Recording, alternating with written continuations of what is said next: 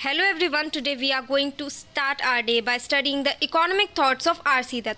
So R.C. Dutt का पूरा नाम था रमेश चंद्र दत्त और इनका जन्म 13 अगस्त 1848 में कैलकाटा में हुआ था और ये इनकी डेथ जो हुई थी वो 30 नवंबर 1909 जब ये 61 साल के थे तब बड़ौदा में हुई थी।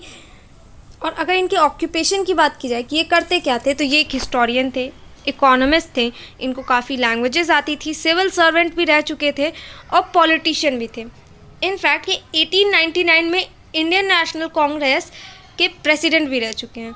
इनके इम्पॉर्टेंट वर्क्स जो कि इकोनॉमिक्स में बहुत ज़्यादा हेल्पफुल हैं इंडिया की इकोनॉमिक्स को पढ़ने में, वो हैं economic history of India, Indian famines. अब ये जो दूसरी बुक है इंडियन फेमाइन्स, इसमें इन्होंने काफ़ी रीजंस बताए हैं जिसकी वजह से हमारे देश में भूखमरी आती है और काफ़ी ऐसे रेमेडीज़ बताई हैं जिससे हम लोग उस प्रॉब्लम को सॉल्व कर सकते हैं। इन्होंने क्या कहा, according to R.C. Dutt the chief reasons of poverty and famines in India were British rule and the resourceless condition of farmers. अभी हम लोग के यहाँ पे बहुत ज़्यादा तरह की जॉब अपॉर्चुनिटीज़ हैं, बहुत तरह के लोग बिज़नेस कर सकते हैं, लेकिन उस टाइम पे और इनफैक्ट इस टाइम पे भी काफ़ी हद तक हमारा जो मेन प्राइम फोकस जो रहा करता था एग्रीकल्चर सेक्टर से हुआ करता था। हमारा जो भी प्रॉफिट होता था वो एग्रीकल्चरल सेक्टर से आता था, जो भी फूड होता था वो एग्रीकल्चरल सेक्टर से ही आता है। तो अगर बात की जाए कि जो फार्मर्स हम लोगों को फूड प्रोवाइड कर रहे हैं उनको रिसोर्सेज ही ना प्रोवाइड किए जाए तो हम लोग उस ज़मीन से, जो लैंड है, उससे हम क्या एक्सपेक्ट कर सकते हैं कि वो वहाँ पे क्या उगेगा? कुछ नहीं उग सकता जब तक वहाँ पे इरिगेशन फैसिलिटीज़ ना हो, प्रॉपर ट्रीटमेंट ना प्रोवाइड किया जा रहा हो, तब तक कुछ सही नहीं हो सकता। इनका मानना ये था देश में गरीबी और भूखमरी का रीज़न है ब्रिटिश रूल, क्योंकि जो हमारे फार्मर्स हैं इंडियन, उनको रिसोर्सेज प्रोवाइड कराई ही नहीं जाती है, जिसकी वजह से उनकी कंडीशन जो है वो बद से बदतर होती जा रही है। ना कुछ ऐसे फैक्टर्स थे जो रिस्पॉन्सिबल थे हम लोग के देश की ख़राब स्थिति के। पहला, हाई टैक्सेस लगा दिए जाते थे कॉटन इंडस्ट्रीज़ पे, जिससे कॉटन इंडस्ट्रीज़ का डिक्लाइन होते जा रहा था। कॉटन इंडस्ट्रीज़ वो छोटी इंडस्ट्रीज़ हुआ करती थी जिनका प्रोडक्शन लेवल ही इतना कम होता था कि जब प्रोडक्शन ही इतना कम है तो उनके पास प्रॉफिट कितना आएगा, और प्रॉफिट नहीं आएगा तो वो लोग टैक्सेस कहाँ पे करेंगे, और टैक्सेस उन पे इतने हाई लगा दिए जाते थे कि वो इंडस्ट्रीज़ पूरी तरह से बंद होती जा रही थी और लोग जॉबलेस होते जा रहे थे। सेकंड जो है हमारा इरिगेशन सिस्टम जो है वो इतना ख़राब था, और था भी नहीं कई कई जगह पे, तो जिसकी वजह से प्रोडक्टिविटी कम होती जा रही थी।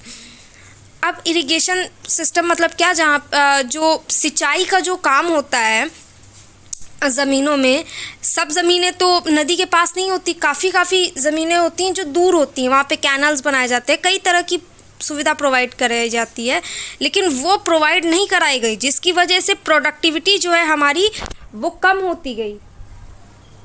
अब हमारा जो थर्ड पॉइंट है, जो इंडिया में जो हैंडक्राफ्टेड गुड्स होते थे, मतलब जो हाथ से बने हुआ करते थे सामान, वो मशीन मेड गुड्स से compete नहीं कर सकते थे। क्यों? क्योंकि ब्रिटिशर्स की जो मशीन मेड गुड्स हुआ करते थे वो नॉर्मल जो लोग हुआ करते थे, रिच चाहे मिडिल क्लास, उन लोगों को ईज़िली अवेलेबल हो जाया करते थे क्योंकि वो अफोर्डेबल हुआ करते थे। बट जो हैंड क्राफ्टेड गुड्स हुआ करते थे उनमें काफ़ी मेहनत लगती थी उनको बनाने में, पहली चीज़ ये, और टाइम ज़्यादा कंज्यूम करते थे वो, तो बहुत ज़्यादा टाइम लग जाता था सिर्फ एक सामान को बनाने में, और इसीलिए उसका चार्ज ज़्यादा होता था। इसलिए कहीं ना कहीं लोग हैंड क्राफ्टेड गुड्स को नहीं खरीदने लगे और मशीन मेड गुड्स को खरीदने लगे, जिसकी वजह से हैंड क्राफ्टेड गुड्स जो थे उनको खरीदने वालों की कमी होती ही गई और लोग अनएम्प्लॉयड होते गए।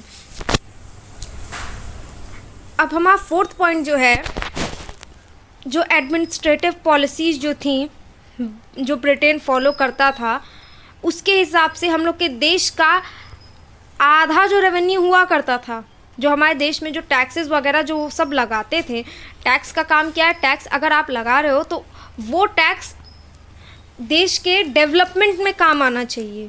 ये सड़कें बनवा रहे हैं या हॉस्पिटल की फैसिलिटी अब प्रोवाइड करवा रहे हैं, बट यहाँ पे क्या था, आधा जो रेवेन्यू हुआ करता था इंडिया का वो देश से बाहर ही चला जाता था। कहाँ जाता था?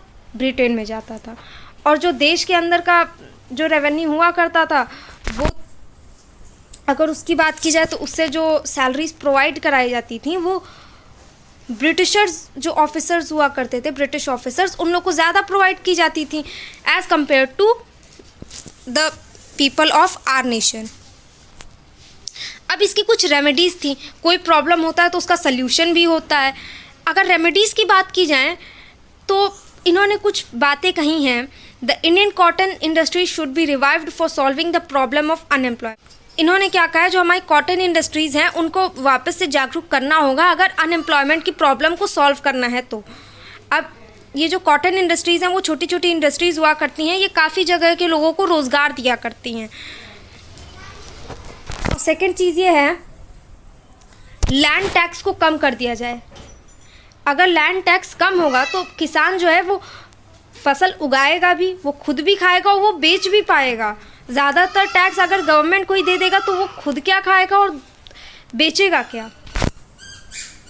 और थर्ड इन्होंने बताया, Indian revenue should be largely spent in India itself. मतलब इंडिया का जो टैक्स है वो इंडिया के डेवलपमेंट में यूज़ होना चाहिए, ज़्यादातर ब्रिटेन में नहीं जाना चाहिए। और फोर्थ ये है, इरिगेशन की जो फैसिलिटीज़ हैं जो कुछ कुछ जगह तक ही प्रोवाइड कराई गई हैं उसको बढ़ाना चाहिए, कि मतलब सब जगह जितने फार्मर्स हैं सबको ये फैसिलिटी मिले और सबके जो लैंड है उसमें प्रोडक्शन ज़्यादा हो। और फिफ्थ पॉइंट, इन्होंने इंडस्ट्रियलाइजेशन को प्रमोट किया है। अगर इंडस्ट्रीज़ रहेंगी तो ऑब्वियस सी बात है एम्प्लॉयमेंट बढ़ेगा तो देश से पॉवर्टी कम होती जाएगी एंड हम लोग किसी और पर डिपेंड नहीं रहेंगे। सो ये कुछ चीज़ें थी जो इन्होंने बताई थी। Thanks for watching our video. Please like, comment and subscribe अगर आपको ये वीडियो पसंद आया तो।